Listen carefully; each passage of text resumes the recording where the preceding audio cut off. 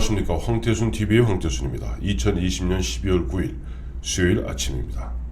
북한의 김여정이 정말 오랜만에 나타났습니다. 강경화 우리나라 외교부 장관을 향해서 강경화의 망언 두고두고 기억하고 계산할 것이다. 그럼 과연 강경화 장관이 무슨 얘기를 했을까요? 국내는 별로 알려지지 않았습니다만은 지난 5일, 그건 나흘 전이네요. 5일 강경화 장관이 마나마에서 있었던 바레인 마나마에서 있었던 마나마 코로나 관련된 국제회의에 참석해서 코로나가 북한을 더욱 북한답게 만들었다. 참 이상한 상황이 벌어지고 있다.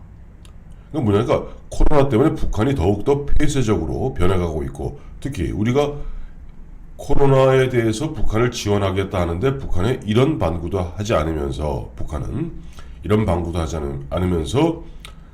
우리는 코로나 환자 확진자 한 명도 없다라고 얘기하면서 더욱더 좀 더 폐쇄하고 방역을 위해서 가두는 모습. 즉 보니까 말로는 코로나 환자가 한 명도 없다라고 얘기하면서 또 실제 보면 여러 가지 폐쇄 조치하는 거 보면 분명히 코로나가 창궐하는 것 같은데, 우리가 도움을 주겠다 이야기해도 손사래를 치는 것 아주 이상한 상황이다, 이런 얘기를 했던 거예요.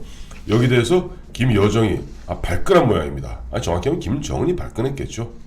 김정은 입장에서는 자기들이 보면 말로는 우리 공화국은 연초부터 장군님의 용단으로, 원수님의 용단으로 국경을 봉쇄하는 바람에 코로나 환자가 한 명도 없다. 또 얼마나 이 뒤에 좀 화면은 지난 11월 15일이죠. 북한에서 정치국 확대회의 장면입니다. 여기 빨간 이 동원 안에 있는 것이 김여정입니다. 여기서 주로 다뤘던 문제가 코로나 방역 문제예요. 코로나 방역과 관련해서 기억하시겠습니다만은 북한에서는 월경만 하면 사람 사살한다고 이야기하지 않았습니까? 한두 달 전에 우리 해수부 공무원들을 갖다가 해상에서 사살하고 시신을 소각하면서도 코로나 방역 준칙을 얘기했던 사람들이 바로 이 친구들입니다. 근데 그런 친구들, 즉 김정은의 용단으로 그와 같이 코로나가 제로인데, 우리 대한민국 강경화 장관이 이와 같이 이야기하니 김여정 입장에서는 강경화의 망언 두고두고 기억하고 계산할 것이다. 가뜩이나 남북관계가 얼어붙었는데 정말 스산한 기운이 감돌지 못해서 안달을 하는 모양이다 라고 으름장을 놨습니다. 김여정이 요구하는 것은 문재인 대통령에게 강경화 장관 경질하라는 겁니다. 즉 여전히 문재인 정부가 북한 말을 고분고분 잘 듣는지를 갖다가 확인해 보는 겁니다. 안 그래도 지난 12월 2일이죠. 일주일밖에 안 됐군요. 외통위에서 송영길 외통위원장과 정진석 국민의힘 의원 간에 설전이 붙었습니다. 왜냐하니까 그날 민주당은 대북 전단 살포를 금지하는 남북 관계에 관한 법률 개정안을 갖다 통과시켰습니다. 단독 처리했죠. 단독 처리하니까 그 정진석 의원이 이거는 헌법이 보장하고 있는 표현의 자유를 갖다가 철저하게 규제하는 위헌적 법안을 갖다 어떻게 김여정이 한두어 달 전에 우리의 대북 전단 살포를 그렇게 몇 달 전이죠. 비판하고 나니까 김여정 비율을 맞추려고 이런 법을 갖다가 일방적으로 위헌적 법안을 갖다 통과시키는 거 아니냐 하면서 김여정 하명법, 김여정 존경법이라고 얘기했습니다. 실제 그렇습니다. 지금 북한에서 김여정은 실제 박지원 우리 국정원장이 얘기하는 바와 같이 지금 김정은의 일종의 위임 통치를 하고 있다는 거예요. 어디까지가 정말인지 모르겠습니다만 어쨌든 지금 보면 최근에 김여정의 행태를 보면은 예전에 자기 오빠 하노이 갈 때 옆에서 쟁반에다가 재떨이 받쳐들고, 그다음에 올 2월 달이던가요? 그 당시 인비료 공장 테이프 커팅식 할 때 옆에서 가위 얼려는 쟁반 받쳐들던 김여정이 아닙니다. 실제 보면 요즘 김정은이 움직이는 동선에는 크게 수행을 하지 않아요. 즉 비서 역할이 아니다 이거죠. 이제는 좀 한 단계 올라간 계급 자체는 중앙노동당 제1부부장입니다만은 아마 그 이상의 역할을 갖다 하고 있는 것 같습니다. 우리 박지원 국정원에서 이야기하는 대로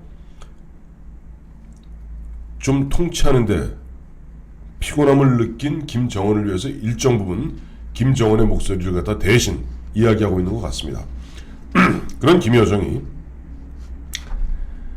강경화의 망언 두고두고 기억하고 계산할 것이다 라고 이야기하면서 또 너희들 내 한마디에 민주당 집권 여당이 남북관계 발전에 관한 법률 개정안을 갖다 통과시키고 그 내용은 결국 헌법이 보장하고 있는 표현의 자유를 갖다 억제하는 정진석 의원의 말 그대로 빌자면 김여정 하명법, 김여정 존경법.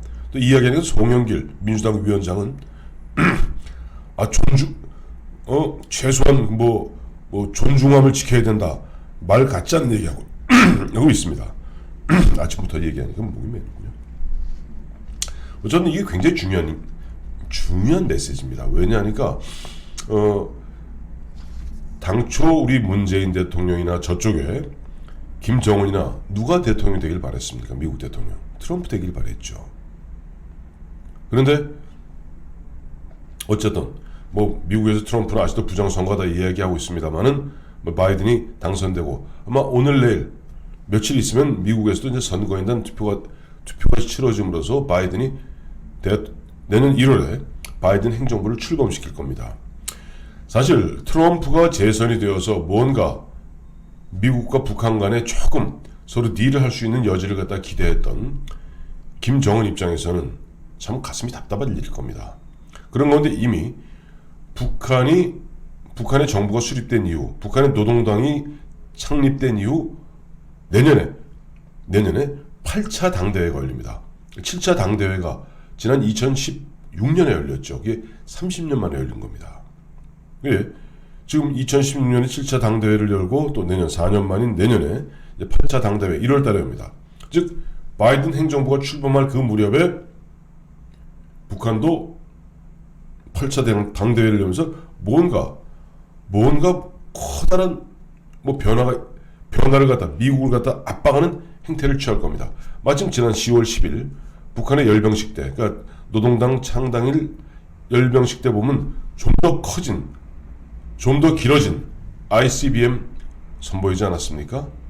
자, 이와 같은 상황에서 무언가 내년 바이든 정부가 출범할 경우 바이든 대통령 당선자는 과거 오바마 대통령 시절에 부통령을 했던 사람이에요. 오바마 행정부가 8년 동안 북한에 보였던 것은 이른바 전략적 인내라 그래서 방치하는 거였습니다. 물론 북한 입장에서는 그 기간 동안 물론 핵도 개발하고 여러 가지 등등의 무력을 좀 더 업그레이드 시키는 데는 시간적 도움이 되었을는지 모르겠으나 북한 통치자 입장에서 보았을 때는 인민들의 삶은 엉망진창이었던 겁니다. 그렇기 때문에 지금 바이든이 또다시 과거 오바마 시절과 거의 비슷한 형태의 전략적 인내로서 북한을 갖다가 특히 바이든은 굉장히 인권 외교를 갖다가 중시하니까요. 북한을 압박했을 경우 북한은 더 고통스러운 그 나날이 계속될 겁니다. 그에 앞서서 북한 입장에서 뭔가 미국을 향해서 우리 한국을 볼모 삼아서 무슨 지신가를 한번 해야 됩니다. 우리를 갖다가 막 후들겨 패고 우리를 괴롭힘으로써 우리가 비명을 지를 때 미국이 어쩔 수 없이 보면 우리나라가 고통을 받고 있는 부분에 좀 개입할 수밖에 없는 그런 상황을 만들려고 연출하려고 들겠죠. 그래서 지금 김여정은 아마 김정은의 명을 받들어서 이번에 우리를 갖다 괴롭힐 수 있는 남한을 갖다가 괴롭힐 수 있는 우리 대한민국을 괴롭힐 그런 핑계를 갖다 만드는 겁니다. 그게 뭐냐니까 강경화의 이른바 코로나 발언, 이른바 마나마에서 있었던 북한이 더 북한스러워졌다. 그리고 참 이상한 상황이다. 이 말을 갖다가 딱 고리를 걸어서 김여정이 어제 강경화 망언 두고두고 기억하고 계산할 것이다 이야기하면서 앞으로 문재인 대통령이 강경화를 자르던 강경화를 자르지 않던 북한 김정은과 북한은 자기들이 세우는 스케줄대로 갈 겁니다.